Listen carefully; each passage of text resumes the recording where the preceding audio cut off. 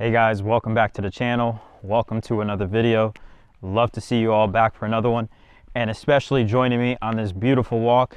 I mean, I wish the weather was a little nicer, but we'll take whatever we can get.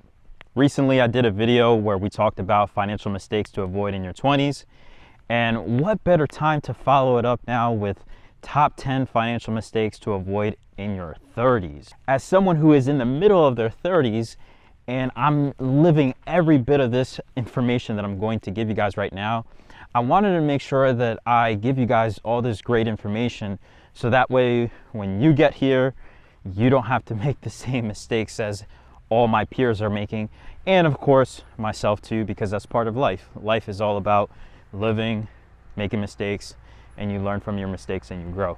Now, these 10 financial mistakes to avoid in your 30s, they're not in any particular order, just things that I have been noticing while I've been in my 30s. And if you guys haven't gotten into your 30s yet, this is a video for you to make sure that you don't fall into any of these traps that I'm going to talk to you about. Or if you're in your 30s, or if you exceeded your 30s and you're now in your 40s, go ahead and leave me a comment below and let me know if you see these mistakes or if you've experienced it already. Love for everyone to share their thoughts, so leave a comment in the comment section below. Now, before we jump into things, guys, as always, make sure you give me a like for the video as it helps the channel grow. Go ahead and subscribe to the channel and turn on your notifications so that way you're notified whenever I upload new videos to the channel. And last but not least, go ahead and share this video with a family member or friend, especially those who are in their early 20s. It's a great way for them to see what to avoid as they go through life. So first one on the list is credit card debt. Now, in the video that I did about financial mistakes to avoid in your 20s, and I'll go ahead and put a link in the description if you haven't seen that video yet, but that video really talked about, hey, that is a time where most people are signing up for their credit cards, and it is a time that you really need to understand how credit cards work, and you start building a good financial habit or those muscles in order to use credit card properly. Now, in your 30s, this is when things are really pronounced, meaning you've already had a decade with credit cards.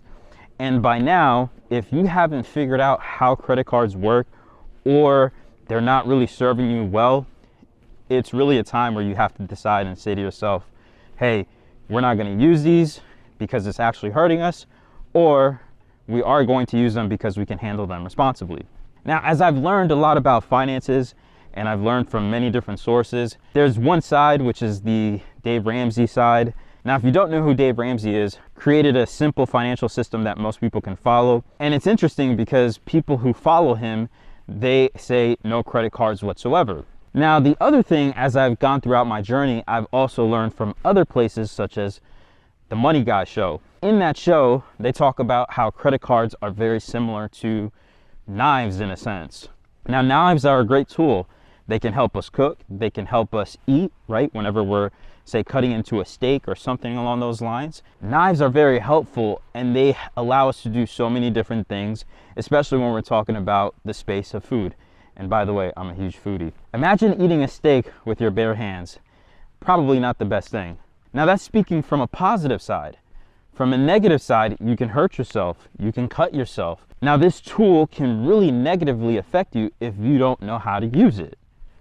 Similar to credit cards. If you're paying interest on credit cards and you can't seem to pay off the balance in full every single month, chances are at this point in your 30s, credit cards are not for you. You should probably get rid of them, cut them up, not use them at all, because you're hurting yourself by paying 30% interest on credit cards. So moving on to mistake number 2, and this is something that I constantly see, especially when I'm coaching people. And by the way, if you're interested in financial coaching and financial mentoring, I'll put a link in the description below. But again, financial mistake number 2 that I see people make in their 30s is exactly where I'm sitting in right now, and that is cars. Now, I don't know what it is about vehicles, but we love our vehicles and we go and spend a lot of money in our 30s when it comes to vehicles.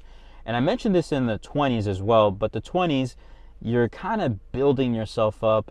You're not really making a lot of money. And by the time you get into your 30s, that's when you start to see some traction in your career and you're making a lot more money. So you then go and buy these expensive vehicles. And guys, I'm sitting right now in a 2019 Toyota Highlander, and I bought this car with less than 50,000 miles. And it's wild how much this car cost when I looked at it brand new. I'll put it up on the screen here. But Toyota, for the same car today, brand new, with the same configuration, and I'm talking limited, all-wheel drive, that car is $50,199 MSRP, by the way. And when you start factoring in tax, title, destination fees, everything that goes along with it, you're probably going to spend somewhere in the realm between $55,000 to around $60,000. Now this car, I bought it for $28,000 cash. After the same fees with taxes, title, some work that I had to do because I wanted to make sure that spark plugs was changed, transmission oil was changed, differential fluids was changed. And then on top of that, I also wanted to change the radio because the radio that the car came with was horrendous. I mean, this thing looked like it was back in the early 90s. But I put a new head unit in the car that has Apple CarPlay, has Android Auto, has all the latest and greatest features. Even with all of that work and updating the car so that way it has all the latest and greatest features that you have in modern cars, I spent a total of $34,000 for this car, all in. Now what's awesome about that is I have all the latest and greatest features of any brand new car, including the head units as well, for 50% off the price, just by finding a very awesome, well taken care of, used, reliable car, adding a little bit of elbow grease in order to make sure that the car is in tip-top running shape, and updating the electronics inside to make sure that we have all the latest and greatest features that any brand new vehicle comes with, allowing me to save so much more money. And now I take the difference and put that into investments. Now the other thing that I'll share with you guys, and especially when it comes to vehicles, yes, $34,000 does sound like a lot of money, but you also have to remember you have to buy the vehicles that are within your means. For our family and our household, $34,000 is not even 1 month's worth of income. It's actually less than what we make in a month. Now again, I don't say that to brag or boast. I share that with you because this is the first time in my life, and by the way, this was a year ago that we bought this car. This was the first time in my life that I actually bought a vehicle this expensive. And as I coach people and I help them a lot, I always see that they're buying cars that are half of their income or almost near 100% of their income. So don't fall into this trap and don't get yourself caught up with expensive vehicles in your 30s. Moving on to number 3, and this is something that I see all the time when I'm coaching people, and it is not planning for retirement. As you start to transition away from your 20s and you start to get into your 30s, you can no longer have the luxury of not looking at retirement and thinking that it's 100 years away. It's a lot closer than you think. And this is the time when you really have to start planning what retirement looks like for you. When I coach people all the time, they think it's an age you get to and then you can just magically retire. It is a financial number. What you have to start doing is you have to start looking at what your life will look like in the future. What do you guys want to do? Do you want to travel a lot? Do you want to eat a lot? I don't know. Obviously, you want to take care of yourself, but you have to start thinking about what do you want to eat? All these things have a financial number to it. And so what you have to start doing is you have to start thinking how much you want to start spending monthly. And so you really need to start figuring out how much income you're going to need in order to produce the amount of revenue that you would need in order to spend that on a monthly basis. And your 30s is such a critical time because you can no longer avoid not planning for retirement. You have to start kicking up your investments. You have to start looking at retirement. You have to start setting that plan, and then you have to start executing, because this is the time, again, I mentioned this before, your career is starting to take off, you're starting to make a little bit more money, and you have to start directing that money to retirement because, again, you only get one shot at retirement. Again, you don't want to end up at the end of that journey with no money, and you have to start figuring out how you're going to support yourself in the later years. Not a great place to be in. So make sure you don't fall into this mistake when it comes to retirement planning. Next up on the list, and we are at number 4 for financial mistakes to avoid in your 30s. And this one is quite an interesting one, and it is marriage. Something that I see quite often, and especially when it comes to your early 30s, either two things happen.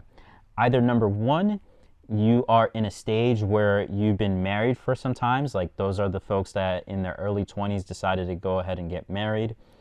Either they didn't focus on the things that they needed to when it comes to marriage, and they're in that phase where in their 30s they start to get divorced, sadly, Or the second thing that I start to see is folks are in the stage of they're looking to settle down and they decide to go ahead and get married in their early 30s. Now, if you don't know, getting married is one of the biggest financial decisions you're ever going to make. In fact, actually, I would say that the person that you lay next to every single night is going to be one of the biggest financial decisions you're ever going to make in your life. They can either bring so much value to you and you're going to see things explode from a financial perspective, or they can really be a boat anchor and they can drag you down for many, many years. So it is imperative that you put the extra effort in vetting your partner to make sure that this is the person that you want to be with from a long-term perspective if marriage is on the table for you.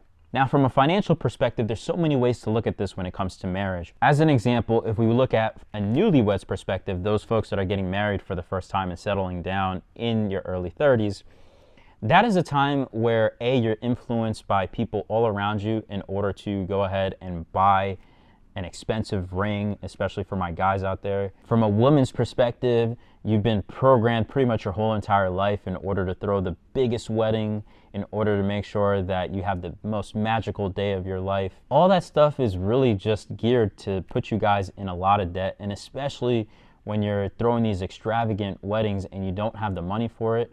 I've seen so many people that I've coached that till this day, they're paying interest on their weddings that they had a couple years ago, which is really interesting because it's a one-day thing and you're paying for everybody to party, essentially. And take it from somebody who's already gotten married and has done all that already. The day goes by so quickly, before you know it, you don't even remember what you had for dinner. That's how quick it goes by.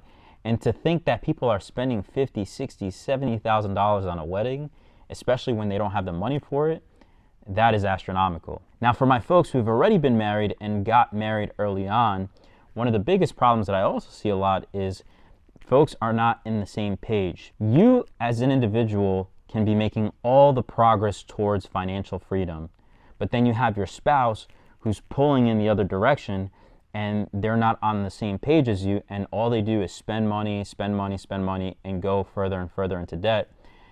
All they're doing is negating all the hard work that you're doing.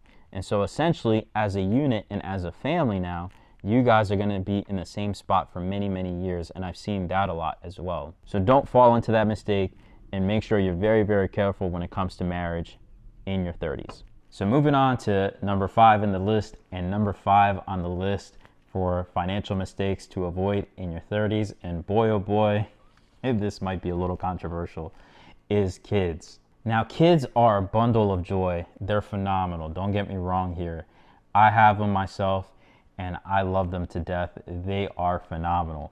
But that doesn't mean that they take a lot of work from a physical, mental perspective, and finally, and not least, a financial perspective. Now, speaking on just the financial side of kids, I find that a lot of people in their 30s, especially when they're getting ready to have kids, because as we know, folks are waiting to much later in life to have kids because of the way the economy is right now. But as folks prepare to have kids in their 30s, one thing that I see all the time, especially when I coach people, is that they don't spend the time to talk about kids and how much it's going to cost them. Now, when I was having conversation with my parents about this, they said to me that if I worry about the cost of having kids, then I'll never have them because you're never prepared. Now, there is a little bit of truth to that, because sometimes you have paralysis of the analysis and you don't want to get there. At the same time, too, you have to be a little realistic about your financial situation, and you have to ask yourself, are you ready to bring in a child into your home, especially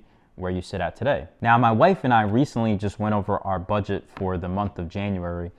And as I go through this, guys, and I take a look at what we had spent for the month of January, one of the things that comes up immediately, and especially from a kid's perspective, is the activities that they do. As an example, our kids go to extracurricular activities, and that is between gymnastics or swimming lessons.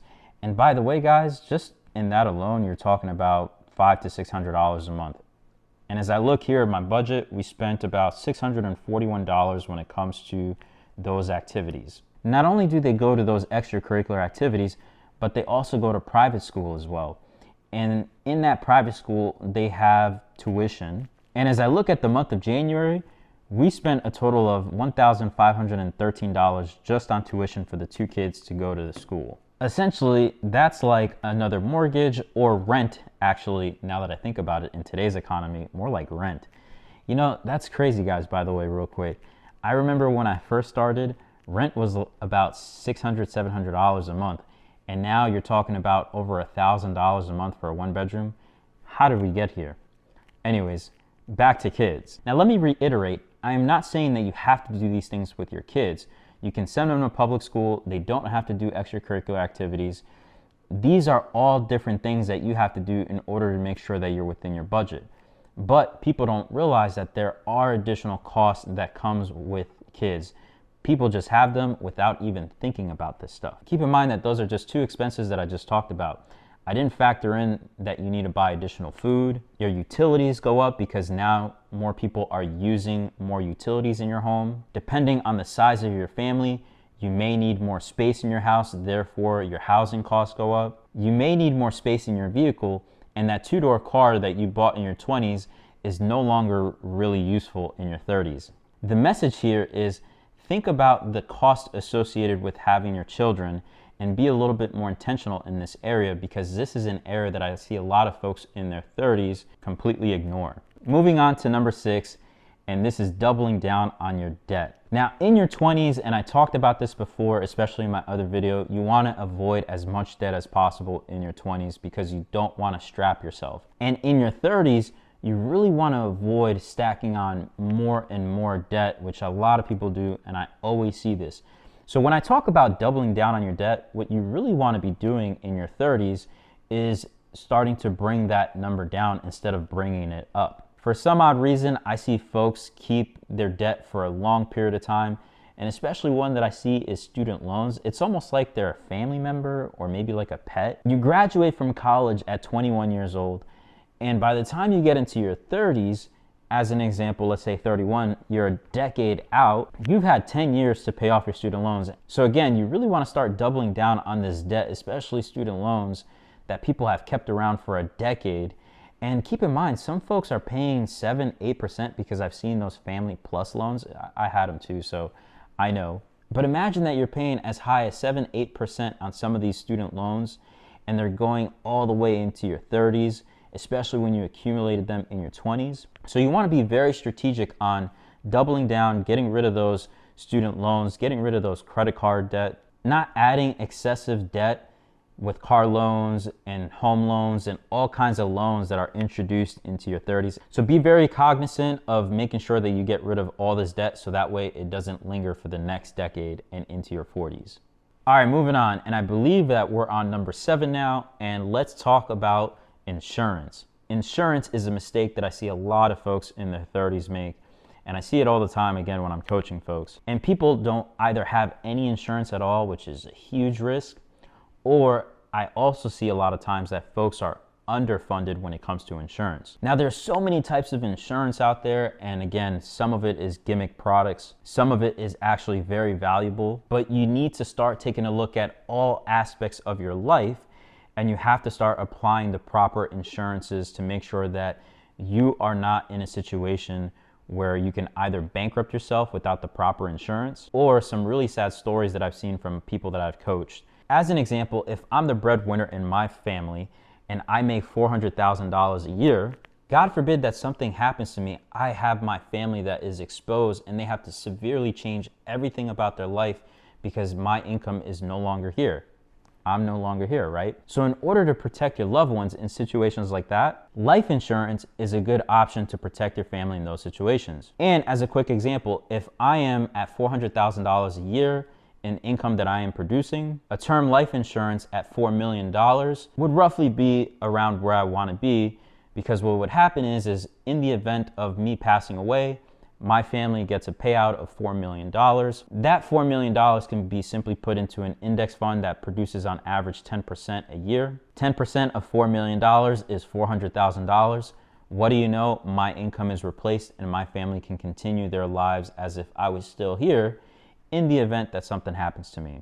So that is an example of having the proper insurance in place to make sure that your family is taken care of should something happen. Now this video can be extra long if I start talking about health insurance, auto insurance, home insurance. I mean, the list goes on and on.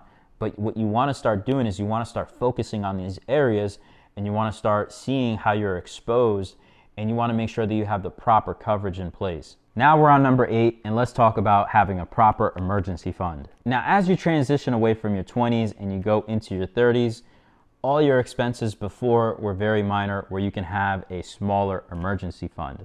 In the video that I did talking about your 20s, one of the things that I had to prepare for, especially in my 20s, was the weak transmission that I had in my Honda Accord. But if you really think about it, what does that cost? $1,500 to $2,000 when it comes to a transmission on a car. You can have a smaller emergency fund in order to cover that for your 20s. But in your 30s, you have much bigger expenses, and you want to make sure that you're prepared for that. For my folks that decided to buy a home in their 30s, you have repairs that come along with your house, especially when you buy an older house. Have you guys ever seen what an HVAC unit costs? I mean, you're talking about $5,000, $10,000, and I think that's probably even on the cheap side, to be quite honest with you. So as an example, let's say you have a medical event, and also as well, you have to replace a roof or maybe an HVAC unit in your home. All of a sudden, you're looking at $10,000, $15,000, $20,000 in just those two events, and hopefully that doesn't happen in 1 month. So you need to make sure that you have a proper emergency fund as your expenses start to grow in your 30s. So moving on to number 9, and number 9 is very interesting because we are in it right now. Number 9 is house poor. And this is something that I see a lot, especially when I coach folks in their 30s and they go ahead and they buy these extravagant homes and they spend all this money on living in a nice, beautiful home.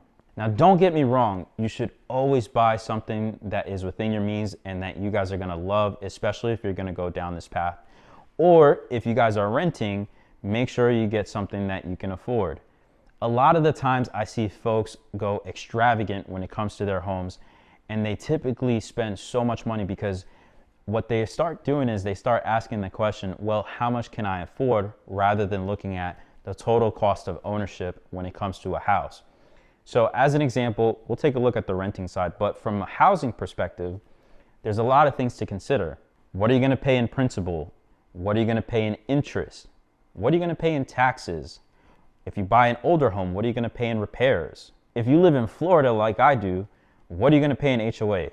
God, I wish we can get rid of HOAs. As you're starting to see, all these things start to mount up. It's not as simple as, hey, all I have to do is pay one payment, which comes from my mortgage. If you're looking at it that way, that's the wrong way to look at it. And people don't factor in what I like to call total cost of ownership. And so what they end up doing is they take up 40, 50, 60, 70% of their household income just for their housing expenses. And therefore, they can't do anything else because they're house poor. All of their money is literally going into a house. Now, for my renters, if you're renting, you want to make sure that you keep the expenses as low as possible. All you really need is a roof over your head. You're not really looking for anything fancy. There's other times where it may make sense to spend more from a housing perspective, but we'll get there when we are ready. So don't fall into this financial trap that you guys see here, especially for your 30s, and you don't want to be house poor, and you don't want to overspend when it comes to housing. Last, but certainly not least, and this is number 10, and it's very similar to our 20s, is education. No, I don't mean go back to school. That's not what I'm talking about, although that could be an option for you.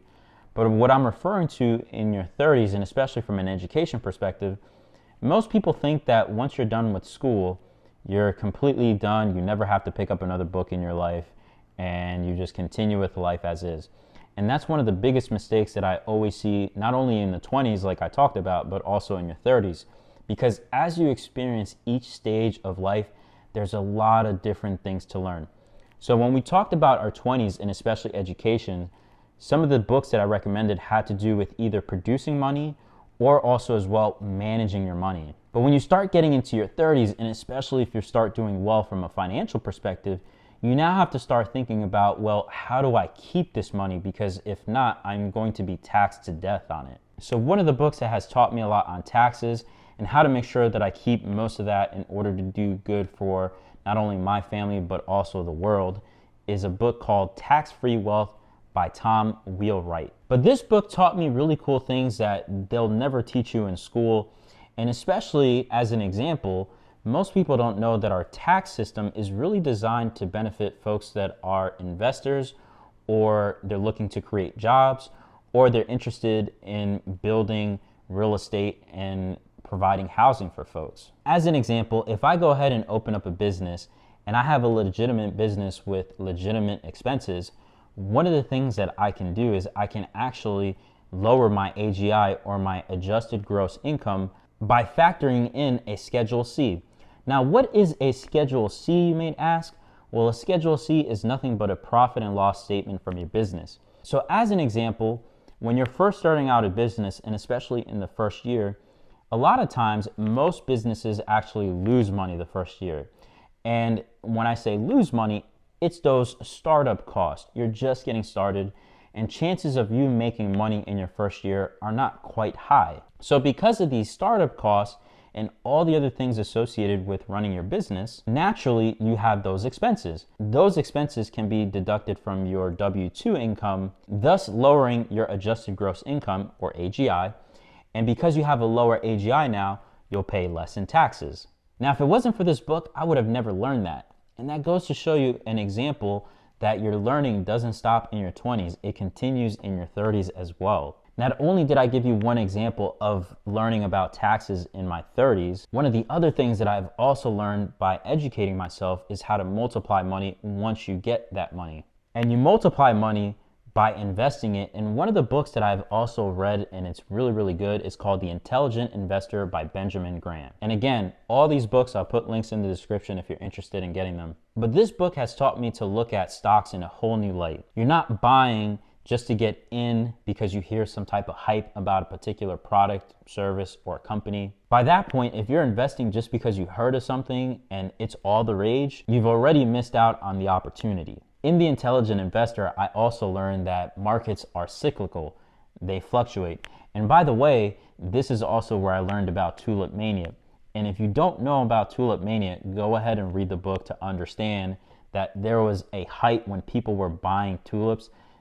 Kind of crazy to think about, but that was an asset class at one point, and it was all the rage and everyone went crazy over it, to the point where it collapsed and it was worth nothing at that point. So it really puts you in a mindset to look at an asset class and understand how to invest for the long term. And this is another great example of how you can further your education, especially in your 30s, so that way you are successful for your 40s and beyond. So there you have it, folks. Those are 10 financial mistakes to avoid in your 30s. I'm curious to hear your thoughts in the comments below. Are those some 10 financial mistakes that you've run into, or would you change anything differently? Now, I do have some business travel that I do need to prepare for, but as always, guys, I love you. I appreciate you. Thank you so much for watching. And if you haven't done so, make sure you give me a like for the video, as it helps the channel grow. Subscribe to the channel and turn on your notifications. And lastly, of course, share this with a family member or friend. I'll see everybody in the next video.